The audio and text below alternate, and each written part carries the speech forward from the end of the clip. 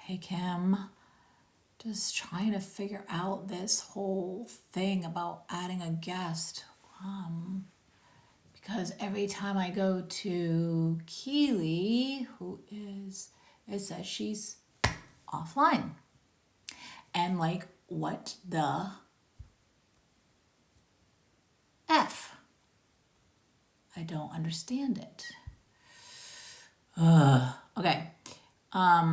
Okay, so Keely, I can invite you as a guest, but when I go to invite or go to hosts, it's still saying the same thing.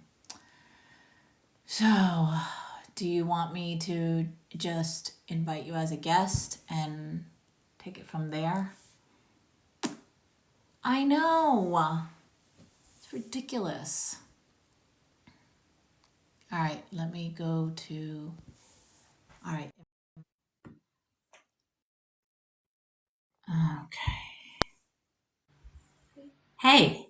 Hey, am I there? There we go. I can see it. Now, what did we do last week? Weren't we shared?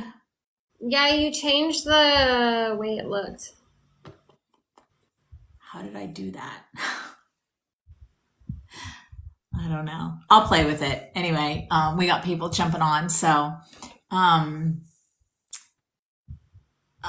yeah, let's just get started, and I'll figure it out. As when you're talking, I'll figure it out. Okay, it works. I'm getting messages coming in. Okay, great. So, hello. Um, this is Keely and I's weekly, like, I guess you could really, it's a training call, essentially. And we decided that dating or divorcing a narcissist would be the perfect, perfect title because that's what Keely does. That's what I do, is help women who are, well, I'll let her introduce herself, but for me, it's helping them divorce the narcissist. And Keely, you help women. Avoid attracting them. Yeah. Yeah, so I really work with like healing generational traumas and creating creating higher standards so you don't settle for a narcissist or someone emotionally unavailable and yeah, really step into the life that you want with the partner that you deserve. Yeah. Yeah. So these weekly lives are for women who are just that. Either you're single dating and you keep finding yourself attracting the same type of person as your ex, and you're like, oh, no, not doing that again. But can't quite figure out how to change that. And then for the women who are either thinking about divorce or are in the divorce right now, and it's turning into a nightmare. That's my specialty, is helping you win at divorcing a narcissist, whether it's court, just whatever. Win. Win. That's the name of Win the and game. move on. Yes, win and move on. So, well, let's start with dating since that's the first one. I saw you sharing some stories.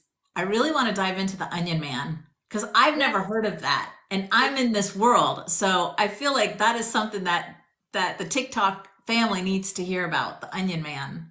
It's basically something that I've made up Oh, as cool. my own little tagline. It's not really something used commonly, but an onion man is basically someone that you're dating or in a relationship with that constantly makes you cry. Because when you cut up onions, they make you cry, right? And if you don't like the taste of onions when you eat an onion or something with too much onion, you cry because you're like, ah, this is gross, right? And so a lot of women settle for these type of men because they think it's normal. They think it's normal that onion is just in all of your food and it just smells like that and whatever. But you don't have to accept that as a standard in your life. You can have something better. You can choose a creme brulee type of guy versus an onion. Ooh, Like, which creme sounds better, brulee. right? Would you rather have an onion, a stinky, ugly onion, or have like this nice creme brulee,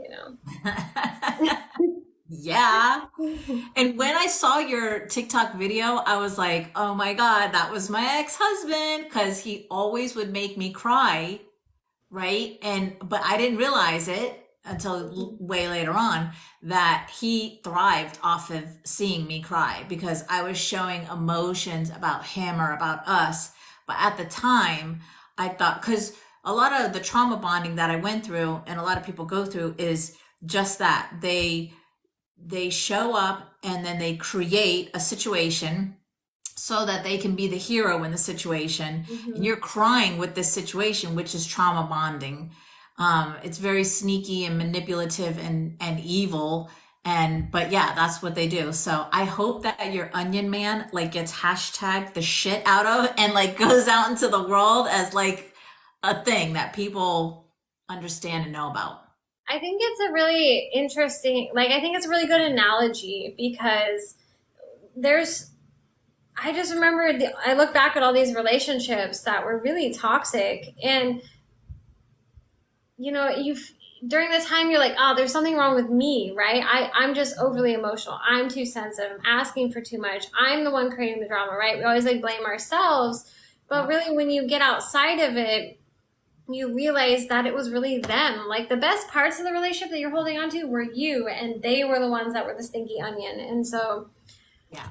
I'm just so, and then now that I'm in a healthy relationship, like I hardly cry. Now I cry over bigger things like, oh, my business, or I'm really sad about like the story of this woman over here, or this advertisement made me cry. Like now I'm crying over important things and not Right. some guy that's emotionally manipulating me. Yeah. And what a difference, right? Such a Yes. difference to Yeah. be in that position, to have somebody who finally is protecting you and loving you and holding you uh, energetically and physically versus the crap that you had before. Because, and that's the thing, like, we don't recognize these things because we come from these types of Hmm. relationships. And let's just say relationships because you know, mom, dad, whoever raised you, we come from those relationships. And that's why it's so sneaky and we don't recognize them to be so toxic. I know for me, I was just going with the flow, just like, okay, I guess this is how it is because I grew up in a home where there was a lot of emotional manipulation, where my mom was crying, my dad made her cry, he acted like a child, like all the things that we talk about. And so, like, until that's what I love so much about what you and I do and other coaches like us do is that we're literally showing the people, new generations, or even your age, my age, that no, you don't have to settle for that BS. Yeah. Yeah. And the thing is you don't realize how bad it is until you're outside of it. Yeah. And a lot of women are in partnerships where the guy is like, oh yeah, I just want to make you happy. I just want to make you happy. But they're emotionally manipulating, like he's emotionally manipulating her. And the thing is a guy that actually wants to make you happy will do it with his actions. He won't say, I just want to make you happy. He's actually going to do it. And that was Right. one of the things I never realized the difference until I had this partner that I have now in my life. Because when I say, hey, this would really make me happy, he goes and does that thing. And he stays Mhm. consistent with doing that thing. Yep. Where a lot of the women that come to me for help, they're like, well, I asked him, I said, hey, I really enjoy when you open the door for me. And then he does it one time and then stops. And then Mhm. she's left feeling like, oh, I'm asking for too much. Am I being like too demanding? Right. It's like, no, Yeah. he just doesn't care about making you happy. He doesn't care more about making you happy than the inconvenience is going to cause him to open the door for you. Right. Yep. And it all boils down to like, it's just literally heal the past traumas that we've been through because when two wounded people come together, it's going to be a toxic relationship. And so, like the example that you were giving, that he's saying he just wants to make you happy.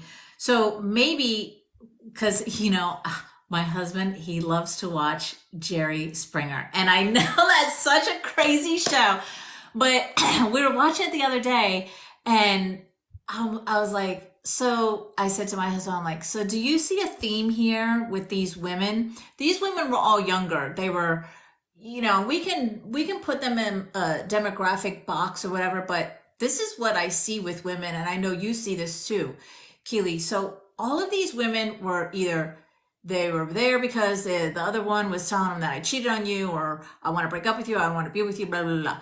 And so all these women, the common thing that they all had was they said this one thing: I do everything for you. Hmm. I do everything for you. And she's hurt and she's crying and she's like, I don't understand because I do everything for you. Why are you treating me like this? And I did in my past relationship with my ex-husband. I did everything for him. And that's where we fall into, and this is what the traumatized version of us will do, because we are seeking and craving and wanting to be loved and to be seen and heard. So we will do everything for our partner, thinking that that's the answer, that's the way. And in fact, that's the opposite of what feminine energy does. She doesn't do, I don't do everything for you. She receives. She just comma, S, be herself, and he will step into taking care of her, loving her, protecting her, providing for her. But again, two traumatized people coming together, that's what's going to be created. Trauma, more trauma. Yeah, well, the thing is it really, so Alex and I were talking about this the other day because he was a very broken person and had what we call mommy issues. And we were joking about my daddy issues that I had in the past. And this is something that people throw around as like a joke, like, haha, you have daddy issues or you have mommy. It's a real freaking thing. Yeah. And it's a real psychological thing that happens because now that I'm 30, I'm gonna be 34, I can stare it straight in the face and be like, yeah, all of the like toxic things I was doing and all the trauma I was living was all because I had an emotionally unavailable father. And the Right. reason I was basically a Jerry Springer woman. Like I am surprised I didn't end up on there with the crappy guys I was dating. Like straight up, I've seen episodes of that and I'm like, yeah, That was me. I Yeah. understand that stuff. Like I had a boyfriend Right. in college that was so toxic and so bad and I would do everything for him. I helped him get a job. I like helped him buy a truck. Would like oh my god, I did like I would help us get an apartment. I would do freaking everything like his mother. And Right. he would Yeah. like disappear at night. He would be like, "Yeah, I'll be back in an hour," and he would disappear all night, just all freaking night. And I'd be so worried, and it triggered my anxious attachment style. And I got so fed up with one night, I took all of his shit and I threw it out the window, the second story window, and it was on the ground, just like exploded. And when he came home, like I have lived that drama because I had, and I grew up upper middle class. It doesn't matter like what socioeconomic background you come from, like Right. It we doesn't. it really doesn't It because doesn't. you It has can be it in a has nothing to do millionaire with it. no, you can be in a millionaire family Yep. and you can still be just as broken because your parents were, ignored you and didn't, you're raised by nannies or whatever. Like you can, Yep. that's how Alex grew up very wealthy here in Mexico and he was raised by nannies and he basically developed a mother wound and like would Yep. see over like women that were 10, 15 years older than him that were basically like his mother. And I was basically trying to seek validation with guys that were 10, 15 years older than me to try Same to seek thing. validation that I hadn't gotten from my father. And a lot of these Yep. girls are like that. They're doing everything because they saw their mother do that for their father and they had to do that for their dad. Like, hey, I'll go get good grades. Will you please love me? Hey, I'll be quiet. Will you please love me? Hey, like, can we go play baseball even though I don't like it just so I can get attention from you? Right. People pleasing. Yeah, it gets Mhm. deep. It gets deep. And yeah, I remember doing those things too, like just to have spend time with my dad and taking care of him. And I also remember the abuse, like, because it's so subtle, right? The abuse growing up. If my dad got mad at something, he would take it out on all of us.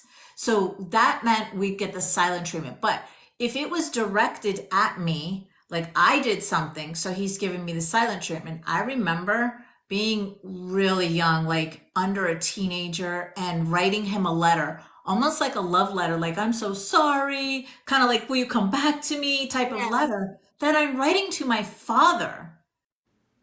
to give me attention. And I was a child. I don't remember what it was I did. I don't know.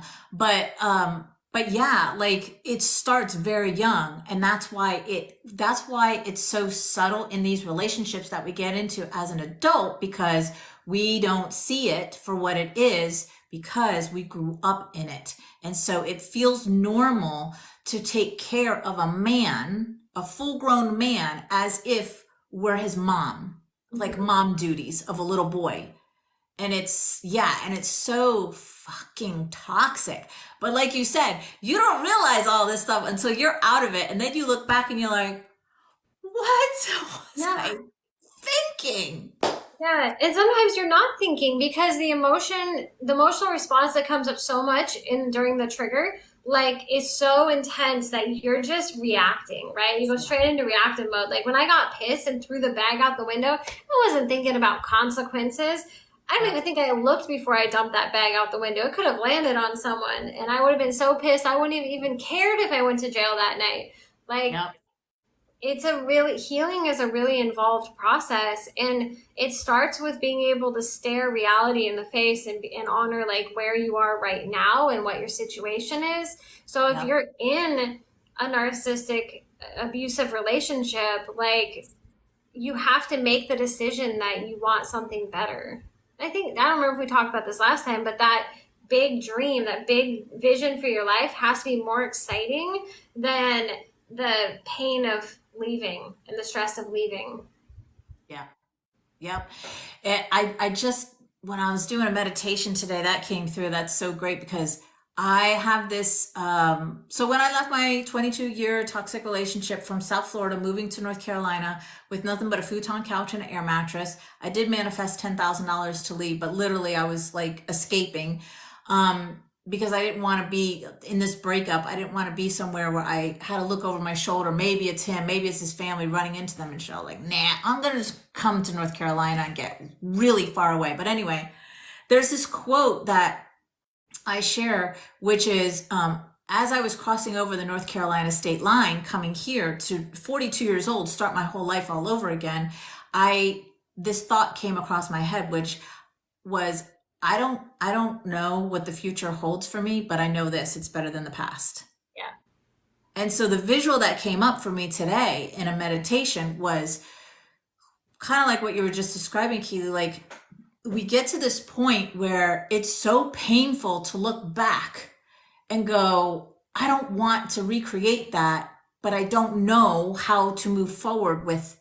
And so I visualized, first it felt like I was on the edge of like a mountain or a rock or something, and like this big Grand Canyon, this empty space was underneath me. And then as I was really getting into the meditation and looking back, I could see behind me was dark and heavy and all of the things, right? The emotional pain and everything that I had been through in the past. And then, because here's the thing, you don't know what's in front of you. But if you just hold on to the thought of like, I don't know what the future holds for me, but I do know this, it's going to be better than that shit that I went through. And if you just have that thought in your head, you're golden, because now you're walking into the future curious, right? Where you have all this space to like explore who you are. And I know for me, I was super promiscuous when I left my ex. And that's not who I am. But I was like, because I felt like I had been let out of a cage, Yeah. literally, I was like, I can do whatever. And I did. And I traveled. And yeah, I wasn't respecting myself, because the thing about abusive relationships too, hard truth for the victims of it, is that we weren't respecting ourselves in the relationship. And sometimes when we get out of the relationship, we don't respect ourselves. And that's what was happening with me. So, but yeah, just that visual of like this big giant space in front of me, this hole, and I don't know what is in there, but I can't do that again. I can't go back. Yeah. It can feel like a tough spot. Yeah, and I got like goosebumps while you were talking, because every single relationship, like I'm a recovered anxious attachment. I have an anxious attachment style, and every single relationship was fucking brutal to walk away from, because of the detachment and the physiological logical like response my body would have. I couldn't focus, I wouldn't eat, I'd like lose 10 pounds in a couple weeks because it was so hard on my body and my spirit to go through that. But I would hold on to that vision that you said right there. It was that I know what I want, and this wasn't living up to that, no matter what I did, no matter how much I wanted it to work out in what I did. And I tried everything. A lot of women that are are broken in relationships, they stay too long because they're trying to make it work, right? They want to make sure it's not them. And the minute you can see, wow, this isn't me, like I have tried everything. I would go to therapy and I would come back with my new communication tools. I would apply those, nothing would change. Go back to therapy, be like, hey, it's still not working. Try something new. I would try everything. And then the minute I was like, I'm doing everything, he's doing nothing, it's not me, it's him. And I'd be like, but I want this thing. And I would walk away, no matter how painful it was, and be like, I'm moving towards this thing. And I hope that my story, as messy as my story is, I hope that it inspires someone to hold on to that dream and know that settling's not worth it, because the relationship that I'm in now is everything I've dreamed of. Like, it's like the universe didn't bring it to me until I was ready, but it's literally everything I've been holding on to. Like, we're planning on starting a business together in July. We're really moving towards the big commitment steps. Like, he holds space for me in every way possible, supports me, like I've been working on getting my car back from the mechanic. I had the engine rebuilt here in Mexico, and they told me to be ready in 6 weeks. That was in June. It's now almost March. I've been without my car for a really long time. Luckily in Mexico, you like don't need it so much because transportation's amazing here. But it's been in the shop for like almost a year. And the last thing it needed was a new battery, because when you let batteries sit on concrete, they basically go bad. And I had to transfer the money to, here in Mexico, everything's done via like transferencias. So you like transfer it from your account to theirs instead of like PayPal or whatever. You just do bank transfers. Well, I have a bank account here, but I don't have the app set up to do that. So I asked Alex to do it. And he was like, no problem, I'll just pay for it. And I was like, well, it's like 1,300 pesos, which is like 75 bucks or something about that. And he's like, yeah, don't worry about it. Like, I got it. And I was like, really? I'll pay you back. He's like, no, it's fine. Yeah. And he just like paid for it. And he pays for all of our dinners. Like, he just wants to take care of me. And so amazing. Anyway, like, just hold on to the big dream. Like, don't let go of it. Yeah. That's a healthy masculine energy. Maybe that's what we need to dive into, is showing, because I know there's, like, I don't get into too much of like all the blah, blah, blah online. I know last year there was all about the toxic masculine energy or the toxic feminine energy. And it wasn't quite what I thought they were talking about. So, and I know a lot of women, like when we talk about feminine energy and the whole, like what that really entails. And some women are like, oh my God, you're from the Stone Ages and da, da, da. And I'm like, no, not really. What's wrong? Okay. So let's get into that. Can you share with everybody, like so they know, what is the healthy masculine energy and what is a healthy feminine energy?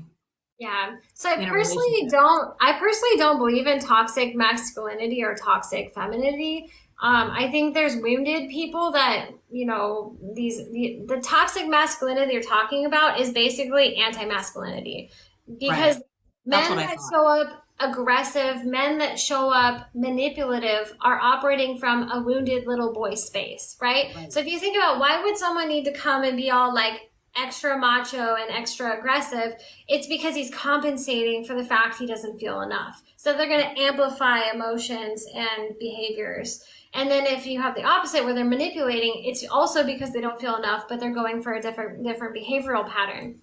So what is healthy is someone that is self-aware and realizes that everything that is happening around them is basically just a projection of everybody else's inner world. So they're self-aware of how they're feeling, how their actions, what kind of behaviors they're choosing to display, and they have this radical self-awareness so they can hold space for other people and not allow that to emotionally dysregulate themselves.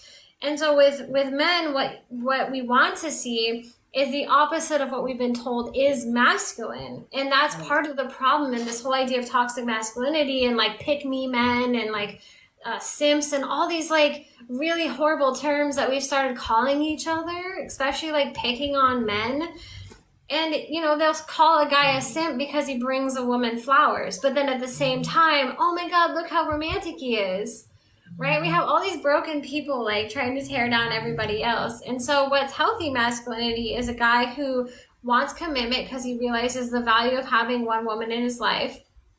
A man who wants to take care of a woman because it really is the natural order of things. Like if you're Yes. in your 20s and 30s and you want to get married and have children, why the F would you pick a man who doesn't want to provide? Because naturally, I don't care what everyone wants to say about social dynamics, women are going to take on more burden when they have children. I don't have any kids, but I have a friend that's 42 and had a kid with a sociopath, and holy fucking shit, that is the most toxic thing I've ever seen in my life. Like, he literally tortures her and uses the child against her. So Yeah. pick a guy who wants to provide for a family, because as a mother, you are going to have so much more responsibility, and whether you want to work or not is like beside the point. But he should be like, yeah, no problem, I can pick up the slack. Yeah, no problem, I'm gonna Right. emotionally help out. Like, he should be willing to step up and do what needs to be done. And as a woman, what's healthy is when you can accept love and you can accept that stuff into your life and you can sit back and let someone else lead. But what we see is women being told, like, one, they've been programmed to feel guilty, right? They feel guilty if they receive love, because in the past, maybe when you receive love from a parent, it was then used against you, like, here's this for you, but you better do this later. Yep. Like, don't forget to do your chores later. Or I'm only going to give you something if you get a good grade, which was my father. Like, we can go to the toy store if you get a good grade on your test. Or if you do really well in swimming class, we'll have ice cream later. So the only time I got special time with my dad was when I did something for him or when I impressed him. So of course, when we show up to the relationship, going to do the same thing. And so a lot of because women, that's our set point. That's our set point. Whatever we were raised with. Thank you for divine. I'm sorry, I missed the name. Thank you for the likes and all the gifts. Yeah, that's our set point. Exactly what you're describing. Like what was the relationship that we saw as children? Because whatever that was our set point. So we based our relationship off of that right there, and then when to meet that set point. Yeah, exactly. And so a lot of times when we were, especially as young women, we're told to care for people. And then if you don't, you're being selfish. My mother would tell me, you're being selfish. So I always felt that it's like trying to get stuff for myself was being selfish. So I feel guilty. And then we feel like, because a lot of many of us didn't get what we needed, so we had to fight for it, right? We had to come up with this masculine type A personality to get through the world and achieve, and then we bring that energy into a relationship, and we're just operating from this wounded little girl, energy where it's like, no, I've got my walls up, I'm doing my own shit. And so any guy that's healthy, he's gonna be like, whoa, she's got some shit to work through. Like, I'm gonna let her work through that, and I'm gonna keep moving on. And so that's why you end up with these wounded little boys that are like, oh, cool, she's got her shit together, she'll take care of me, right? And that's how the dynamic happens. You have these really powerhouse women with these wimpy little guys, because they're the ones like, I'll take care of it, and he's just back here like, oh, she's got it. Mommy's got it. I'll just go put on my earphones and watch video or play video games while she takes care of the house and the kids and the this and the that. Yeah. There was this clip that I saw. I saved it to do a remix on Instagram, and it was a scene from, I don't remember the movie. It was Jennifer Aniston and the other guy. I can't remember his name. Anyway, she was asking him to help. That's what he was doing. He was on the couch playing his video games, had his feet up, and she was like, I think they just did like a dinner with friends or something and everybody had left. And did you see that? Do you know what video I'm talking about? Wasn't it? Yeah, I remember the guy. I remember the movie, and yeah, it was like he just like was like, Vince "Oh, we'll do it something. later." Vince Vaughn, yeah, Yeah. Vince Vaughn. Yeah. Yeah. And she's like, and he's not getting the point, right? He's not getting what she's trying to say to him. She wanted him to help, basically get off your ass and fucking like, let's just get this done so we can both relax, right? So she's not trying to, make him do everything or say that he needs to do everything. She's there to do it too. And he just wasn't getting it. And the dynamics between that video or that clip was 1000% the woman being in her mother energy and the man being in his child energy, where he has no thoughts whatsoever for his partner in the relationship and to pick up his end of the relationship to help. And she's like getting frustrated and she's talking to him like a child. And so then it gets really bad because now he's taking offense because she's showing up this way. And then it just turns into this big giant like I'm seeing like a kitten yarn where it's just all tangled up and you can't untangle it and it just gets worse and worse and worse. Yeah. Well, Yeah. and the thing is there is what was the term that was being thrown around a lot, like incompetence, the false incompetence. No, what is it? It's basically where they pretend they don't know how to do it, and so they do it in a really bad way, and it just weaponize incompetence. There's the term. Mm-hmm. And this is something a lot of guys do because they did it with their mothers. My brother was the master at this with my mother. Right. Where it was just like, hey, can you come down and vacuum? And then he would come and like break the vacuum. So it just got to be easier to ask me to do it because I would not Right. break the vacuum, or then my Right. mother would do it. So when you're a woman, you say, hey, can you please wash the dishes? And he continually breaks your favorite dishes. It's Right. it's easier for you to just do it. Or if he cleans them but then leaves them halfway dirty and Right. now I have to redo it anyway, it's just Yep. easier to do it yourself. That's weaponized incompetence, and a lot of guys will do that. Yep. Brilliant, right? Yeah.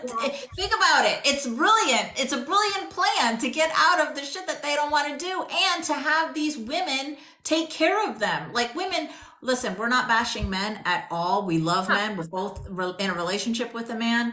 We're just speaking to women from in a relationship like that, right? So yeah, there's plenty of women who show up like the men as well. It's a little bit different because we have female parts and we can seduce and seduct our way into getting our way with men, but this is how the men do it to get their way with the women. And it does start in childhood. It does start like as a little boy and figuring out for themselves how to manipulate mom so that I don't have to do the things because I got a sister and a mom. This one's in the bag. And especially if the boy sees dad exhibit these types of behaviors, he's just picking up the energy that he sees dad doing and emulating what dad's doing and taking it on and learning.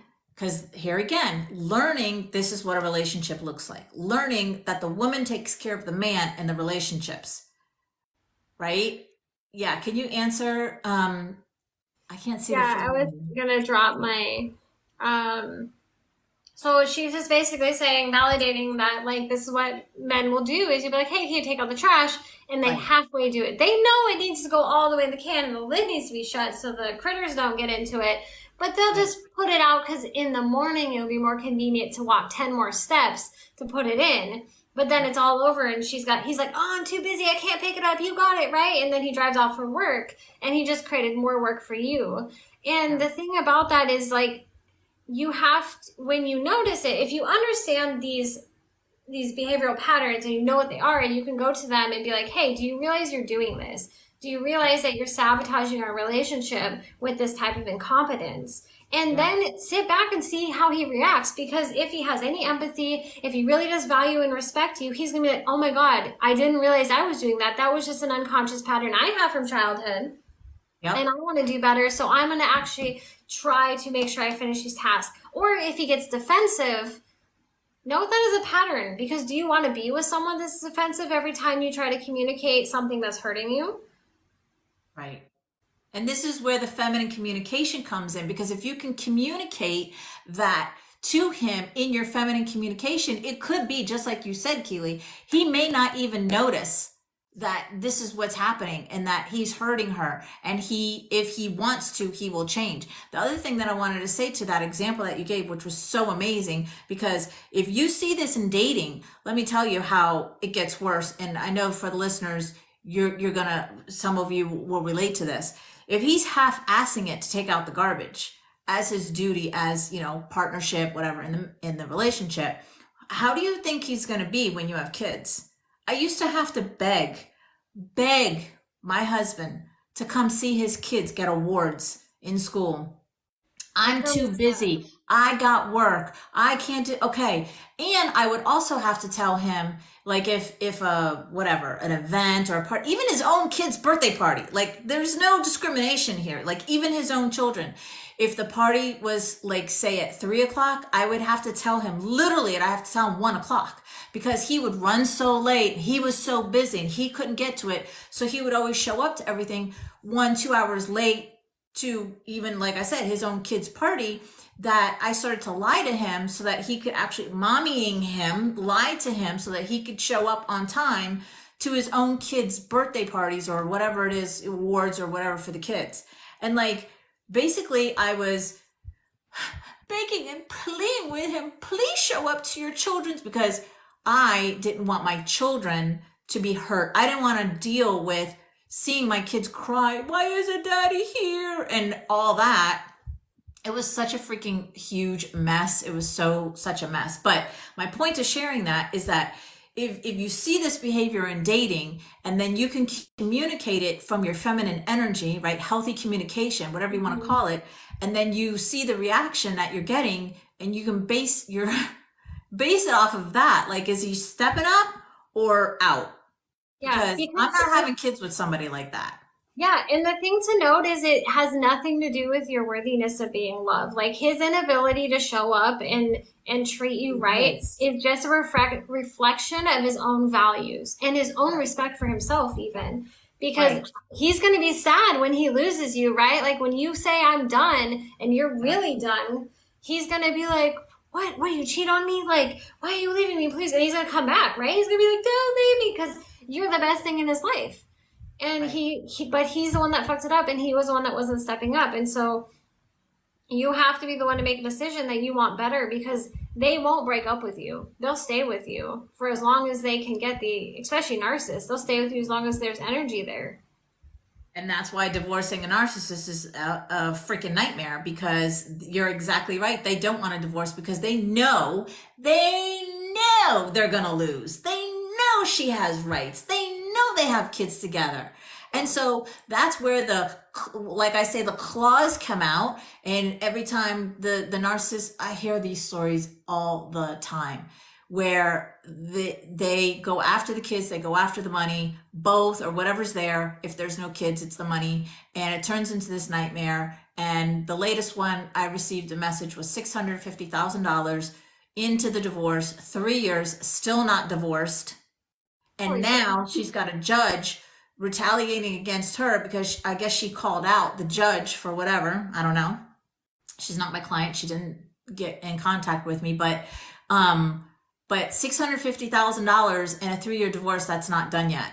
And she's still not getting the emotional support. So I already, like, this is coming from a place of love. Like, for people who are listening right now, like, that's only going to get worse. No. Yeah, It's only going to get worse because she doesn't have her emotions under control. And this is what Keely and I are talking about. When you heal your wounds, you will have your emotions under control. When you heal your wounds, you're coming from a different perspective of the way you see things, the way you interpret things, versus the past version of you that was wounded, right? mm-hmm. No shame, no blame. It's just these two versions of you, right? The old version of you that went through all the trauma and the drama and the chaos your whole entire life.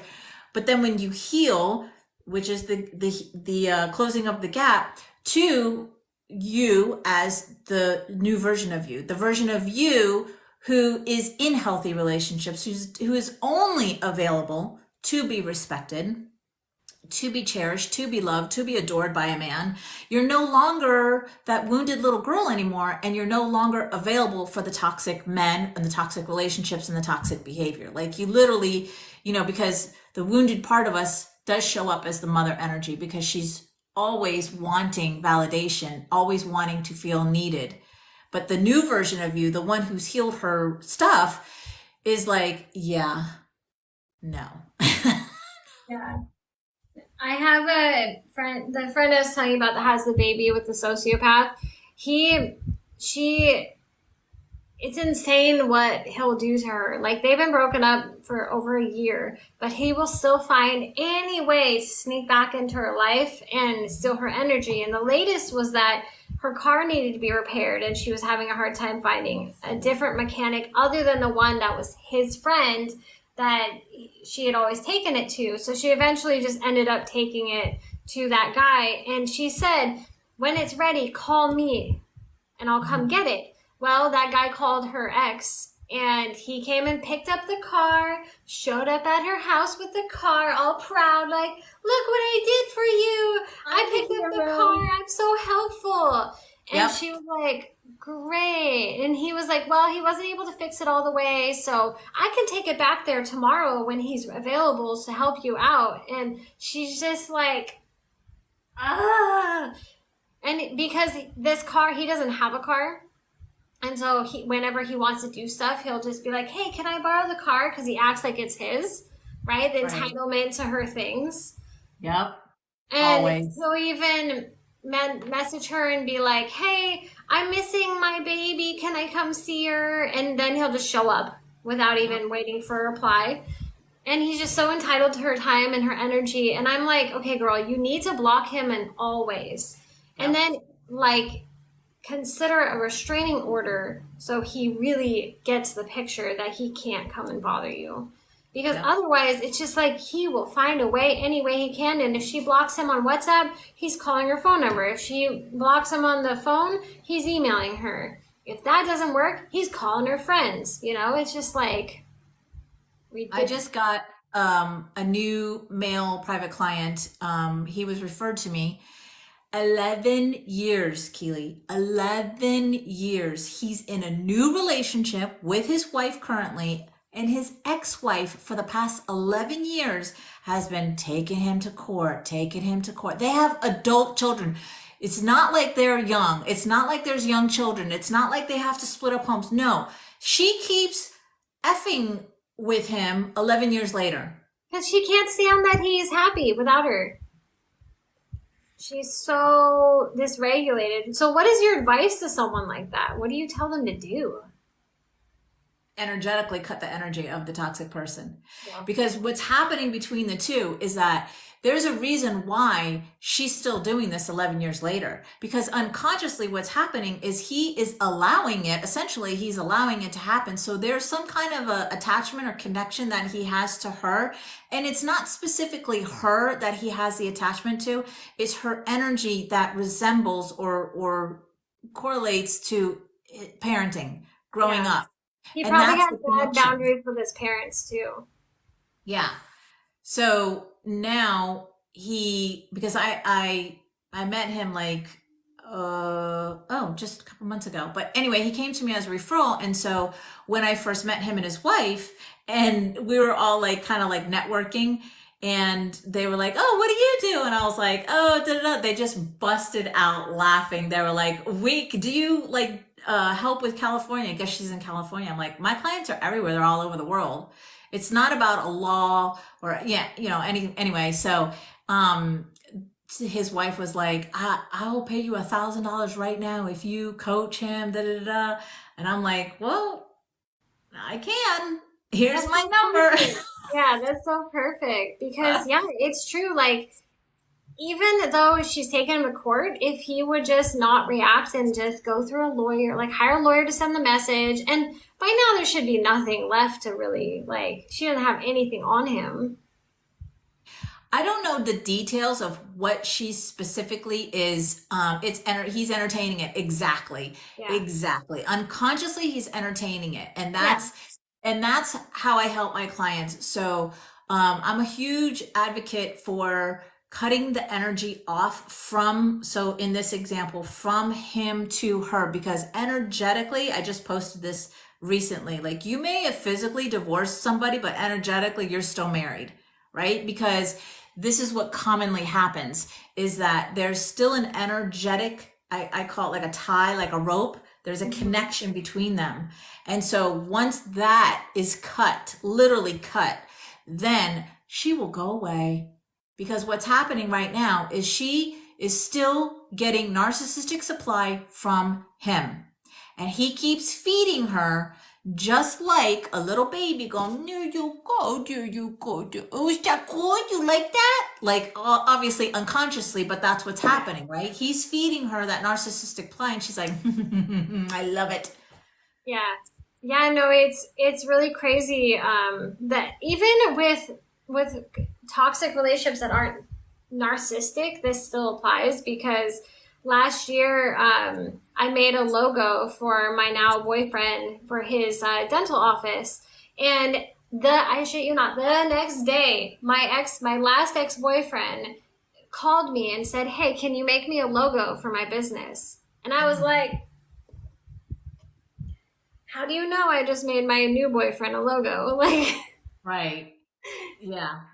Well, and that's the hoovering too. That's a great example of hoovering too. I just did a video of that the other day and gave 3 examples of how narcissists hoover because they're so brilliant at their manipulation that you may not even know what is actually happening. And these 3 examples that I gave was from me before my healing journey. And so I didn't know that what was happening was he was hoovering, but that's exactly what happened. In fact, he hoovered so brilliantly that I packed up everything here in North Carolina and went back to him and back to South Florida.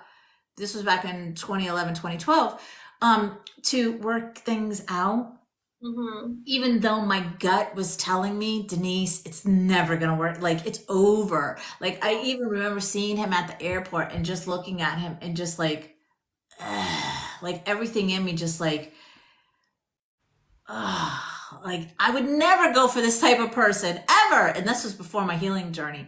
But yet I was moving back to South Florida to work things out. So the hoovering can be very slick.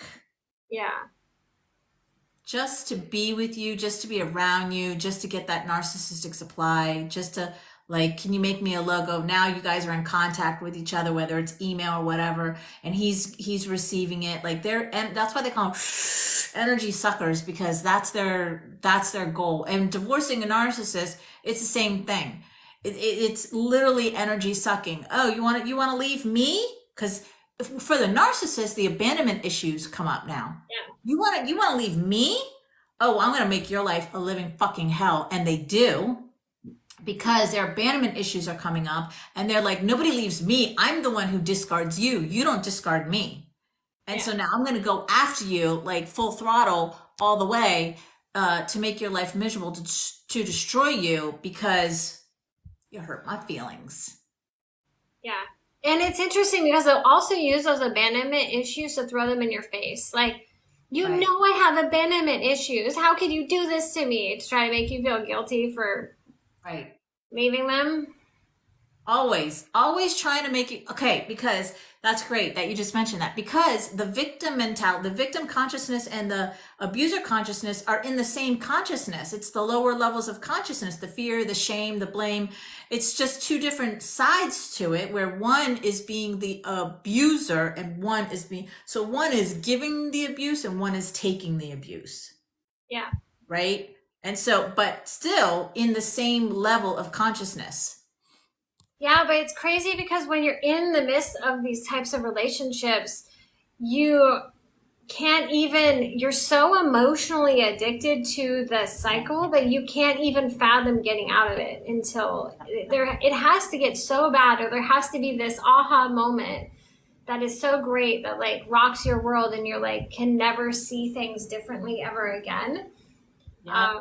Whether it be he goes as far as hitting you, or you experience kindness from another man that makes you realize that that's what you want, not what you currently have.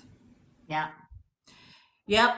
it was for me, it was one, it was an attempted suicide that he did in front of our 14-year-old daughter, which rocked our world. Yeah. And at that time, that was the biggest trauma that we had ever been through. It was so horrific, and that lasted for a long time because that's not like a thing you get out of in a day or a week or a month. No. Um, and that was the day I told him I wanted a divorce, right? So what better plan than to attempt to kill myself so my wife will stay with me and we can keep the family together. Like I don't know what he was thinking, but anyway. And They just then don't. They're so right. emotionally charged. There's no self-reflection. Right. So I stayed with him from there another 2.5 years, which brings us to 2011 when I left him the first time, which, like I was just sharing with you, I was here in North Carolina for 3 months total because the hoovering started again, right? And the hoovering he didn't come to me. He went to our daughter because he knew, and this is where they use the kids as pawns, just part of it. He Mhm. knew that if our daughter came to me and said, Mom, Dad really loves you and Dad really wants us to come back and, all the things, I'm going to melt because she's my kid, right? And go back. And that's what I did. Yeah. Ireland says she's going to an attorney next week and hopefully I can move out soon and divorce. He has no idea yet. Ooh, girl, you are in the perfect position to win at divorcing a narcissist. So, yeah. So, what did you just want to share that, Ireland, or do you want any kind of advice, or are you looking for something? Because I don't want to share without getting permission if you do or don't want. But you definitely are in the perfect, that I call that the baby stage, the infant stage of the divorcing the narcissist where he doesn't even know yet. Oh. Yeah, and it feels a little bit. There's a lot of guilt around doing that too because you're excited. Oh, she wants to have some. Um, Okay. but Yeah. yeah, I'll share mine after. Okay, so the one thing that I tell everybody when you're in that position is plan, plan, plan, plan, plan. Plan. Hey Jason, plan. And so when you go to talk to the attorney, make sure that you are making a decision off of your heart and your gut, not desperation, not, oh, I want to hire this lawyer because I'm going to get out and this is going to be the key and the answer. And also, most importantly, my love, and anybody who's listening who's divorcing a narcissist, the number one, there's two sides to a divorce. There's the emotional piece and there's the business piece. The attorney is the business piece. Please, please, please make sure you get your emotions under control because you don't want to be triggered, because when he does get served, it's going to open up Pandora's box, right? Like a bunch of shit's going to come out. So you want to have your triggers under control so they're not triggering you, because you know that also the narcissist is going to go hire a narcissistic attorney. I call them barracuda attorneys. I don't say pit bull because I have pit bulls and I love them and they're big babies, but a barracuda attorney. So that's my advice, to really tap into your heart and your gut and make that judgment from your heart and your gut, not based off of desperation. Like, okay, good. Here, I hired an attorney and this is going to solve all my problems, because again, everything begins and ends with you. It's you that has to heal your emotions so that you have control of the outcome and the results that you receive from this divorce. There you go. And I That's love you. good And good advice. luck. The business, separate the business from the emotional aspect of it Yeah. because yeah, there's when I left, we had over almost $1 million in debt and two businesses that we'd been running. And so there was a lot of planning and a lot of things that I had to do before I could even say, like, hey, I'm leaving. And Yeah. it also had to be in baby steps. I feel like with narcissists, it's easier to do things in baby steps. Like, Totally. for me, it was easier to be like, hey, I'm going to move out for a while. I'm really unhappy. But it wasn't like language like, I'm leaving you forever. It was like, hey, I'm going to move into this RV and I'll just come back and forth to take care of my horses. Oh, I'm going to sell my horses. It's like a little bit expensive to have them. it was just like baby steps where he thought he could still have me back while I emotionally dealt with things and kind of moved pieces around. Yeah. You Um, created that space, that physical and energetic space, which is exactly what you need so that you're not in brain fog yeah. and you're not like all fucked up in the head with their energy, with their thoughts, with their, stuff that's been said to you a million times in the relationship. Yeah, and like JC said right there, it's safer in baby Yeah. steps because you can 100%. have your shit together. Because when Yes. if you're just dating a narcissist, that's one thing. But if you're living with, you have a life, you're married, like we had, this huge business together, and so I had to be really careful and manipulate him and be ahead of his manipulation of me. It was like it Right. was horrible. I felt guilty the entire time, but once I was outside of it, I could get my footing. But like as someone that helps women through the dating process, I would highly suggest not dating at all while you're going through the process of leaving a narcissist or divorcing a narcissist, because that is not a good energetic space to choose a new partner, and typically you will choose another narcissist because that's what Totally. you're used to. It's the devil, and you're used to that love bombing, right? So you're so depleted and so worn down from leaving the narcissist that then you're gonna, well, who's going to come in? A love bomber. Oh, Yep. baby, I got you. I'm so sorry that happened to you. Let me take care of you. And then you get sucked into that. You think he's your savior. And a few months down the road, you're being right back into the manipulation just with someone new. Yep. And looking at yourself and blaming yourself and saying things like, "Oh my God, how did this happen? I'm so stupid. What's wrong with me? Why did I allow this to happen? I saw the red flags. I knew, but I didn't act on it." Like all these are all the things that women tell me, and I'm sure you hear this too, right? And when in fact it's not any of that. There's nothing wrong with you. You're not damaged. There's nothing wrong with you. You simply just need to fill that gap from divorcing a narcissist to dating. And that gap is to heal your emotional wounds so that you are not this person anymore, the one that you were with in an abusive relationship. So now that you're showing up differently, you're going to attract differently. Yeah. The level of men, the quality of men will be different because the consciousness of you being past in victim slash abuser consciousness, now being out of that, you're not a match to a narcissist anymore. No. No. You're just And just not. like Ireland said, is my goal is to date myself to get to know myself all over again. Like that is a Yeah. really good place to be in, but just don't get stuck there Yeah. because when you have these wounds, you can be awesome by yourself. Like a lot of the clients that come to me have been single for like 4 or 5 years and Yeah. they're afraid to date again Yeah. because you can be super great by yourself, but as soon as you get back and you start getting triggered by someone else, you fall right back into old patterns, and it doesn't matter how. You can go decades without dating and you'll just fall right back into the same patterns, being attracted Yeah. to the same things because you haven't really broke those cycles or really stared those wounds in the face yet. That's exactly it. I've had women, same thing when that was who I was marketing to, the single women, and they were oh good, she's understanding. Yes, good. Love that. Single for a very long time, years and years and years. And then I have, had women that are like I'd get on a call with and I'd make them an offer and they would realize in that moment they're like, I don't want to date. I don't want to have a man. I'm happy with my life. I'm happy with my cats. And nothing against cats. Cats are great. I'm just saying these are the things they would tell me. I'm happy with my single life. I'm free. And I get that. But what Keely said, that's great. Just don't get stuck in that because that is a huge possibility to happen where Yeah, you you know just we get yeah, we used to have it. all these jokes. You get used to the single life. And the thing is you're operating from a place of fear. Maybe there are people there that are women there that are like, they're just going to be single cat ladies forever. But there's that movie was Into the Wild, and where he like lives in the bus in Alaska and he gets trapped out there because the river gets too full.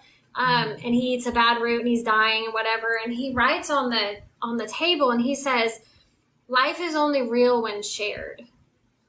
And Mhm. so truthfully, it can be so great to like do whatever you want, travel, have out your girlfriends, but there's nothing more spiritual than choosing to be in a partnership, because that partner is going to teach you so much more about yourself and about life, and to have someone to share that experience with is amazing. But a lot of those women that rather have the cats and just go through life, it's because they're afraid. They're afraid of getting Yeah. hurt again. They're afraid of the pain. But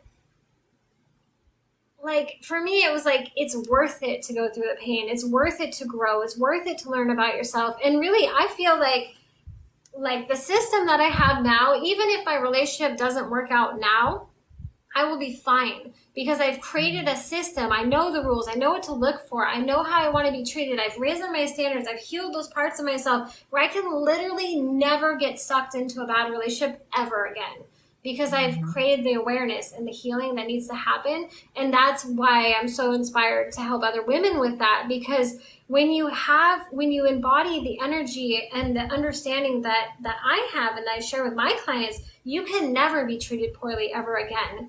Right. Right. Everything begins and ends with you. Yes, what JC is saying, work through the fear and the pain to grow. And that's the key. So the comment before that was too worried that the I'm co-parenting with and his retaliation to date again. So right there, too worried means I'm scared. I fear that this story is going to happen. So ladies, if any of what Keely and I are resonating, what we're saying is resonating with you, you can reach out to either one of us that you resonate with. And I know I offer a free 30-minute consultation. Keely, do you offer? Yeah, I offer a free coaching session. So that way you Okay. can try a coaching and see how you like it, and see. I really, during that first session, help you tap into your feminine intuition to start trusting yourself and really understand where the fear is coming from. And I help you see the behaviors and the wounds that you currently have so you can start working on healing those, because those are your roadblock to having what you really want. Right. And Absolutely. I'm not sure the name on, I guess it's Divine. I was afraid to start doing, I don't have kids with my narcissistic ex, but we had the business. And when I started dating again, he did lash out. He texted me and told me that the guy I was dating, he's like, you really downgraded. Look at his junky car. Like, too bad Of for course you. he's You gonna had, say that. yeah. He would send me horrible, horrible texts.